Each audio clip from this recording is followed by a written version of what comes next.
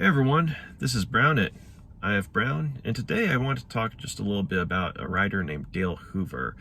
And she's an author who is probably best known for being one of the authors of the Abyss horror line from Dell Publishing in the early 90s.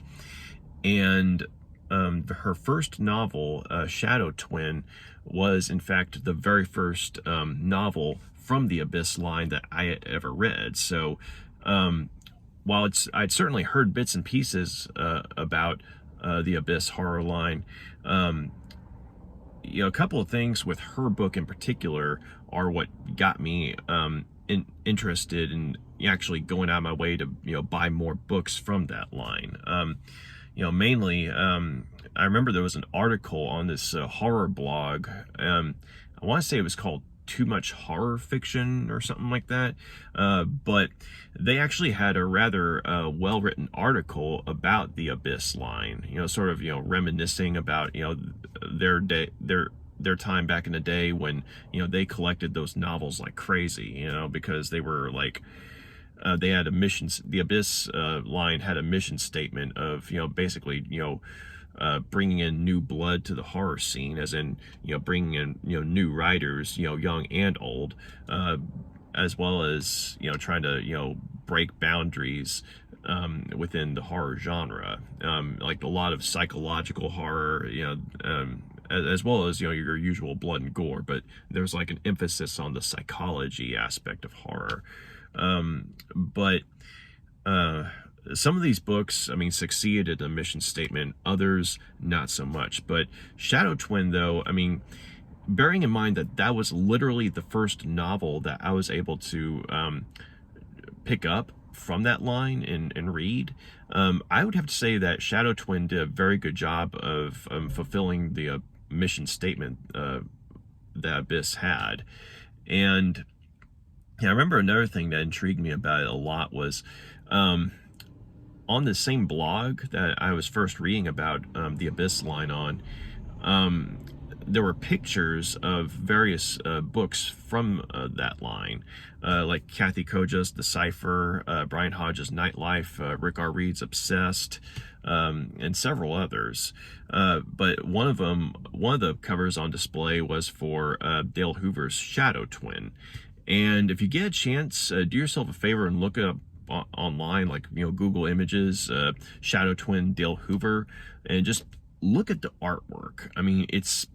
It's something that really stands out and draws you in. Like, it's horrifying, but you can't look away, It's like,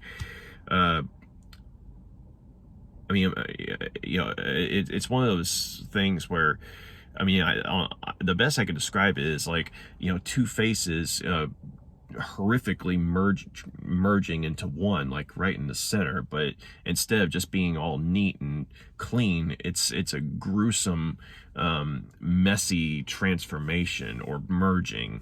And it really gives you a preview of the type of horror that the book aspires to, and in my opinion, at least, delivers on.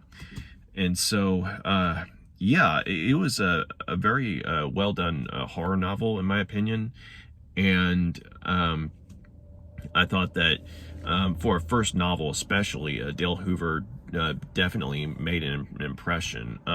But sadly, I think, other than people who regularly were reading stuff from the Abyss line at the time, I don't think Shadow Twin really, went beyond that niche crowd, and so, which is a bummer, because I thought it was a very well done book. It had a certain amount of originality to it, although it was also reminiscent of other works as well. But nonetheless, Dale Hoover definitely showed that she had her own voice, and her potential and hunger, to break new ground was on full display in Shadow Twin. And it was almost like a spiritual sequel to Kathy Koja's The Cipher, which in turn was itself the very first book that came out of the Abyss line. And if you get a chance, check that one out. That one is a masterpiece of, surreal, psychological horror, that, once you read it, you will never forget it. So The Cipher by Kathy Koja, check that one out. But anyway, Shadow Twin was more like a spiritual sequel to that, because there are definitely some similarities to it in terms of tone, and I guess the dark side of human nature being on display from a psychological standpoint for the main character. But at the same time, though, there's a bit here and there that, if you've read Clive Barker's The Hellbound Heart, or just seen the movie Hellraiser, which was, the movie he wrote and directed based on his own novella, The Hellbound Heart. I would say that, you would see bits of Kathy Koja mixed with Clive Barker thrown in, as well as bits and pieces of the movie Poltergeist. What with certain characters attempts to investigate the supernatural goings on, and them not really being able to, it being something that's out of their depth, that kind of thing. And also, you got the family in peril from the supernatural forces that, they can't explain. And these supernatural forces, while they're going after, the entire family of 3, they're focused on one person. In this case, the protagonist of the novel, the husband and father, that's the main character. So while it definitely has its own voice, but there's bits and pieces from Kathy Koja's The Cipher, Clive Barker's The Hellbound Heart, and his own cinematic adaptation of that novel, Hellraiser, as well as the movie Poltergeist. So it has similarities to those works in some ways, but it also manages to stand out and be its own thing as well. And I mean, like I said, for a first time effort, as far as full-length novels go, because I think she may have written some short stories, because I remember in the about the author little page in that book, it mentioned something about how she had written short stories, but this was her first full-length novel. Dale Hoover did a really good job, and I can't say anything in regards to her second novel, 65 millimeter. I know that it too was a part of the Abyss horror line, but I don't know anything about it. Really, just I don't know if it was good, bad. I've never read it, so but yeah. So I just considering how well done Shadow Twin was, I'm shocked that after these 2 novels, she just kind of disappeared. And I remember a lot of people who were fans of the Abyss line, if you go on discussion forums about that particular imprint, the general consensus is that there are a lot of writers. Some of the writers who got their start in the Abyss, they went on to have respectable careers beyond that.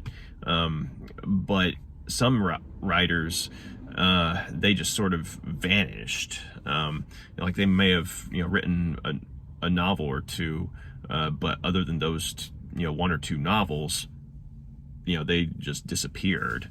Or at the very least, they gave up the ghost on the writing game.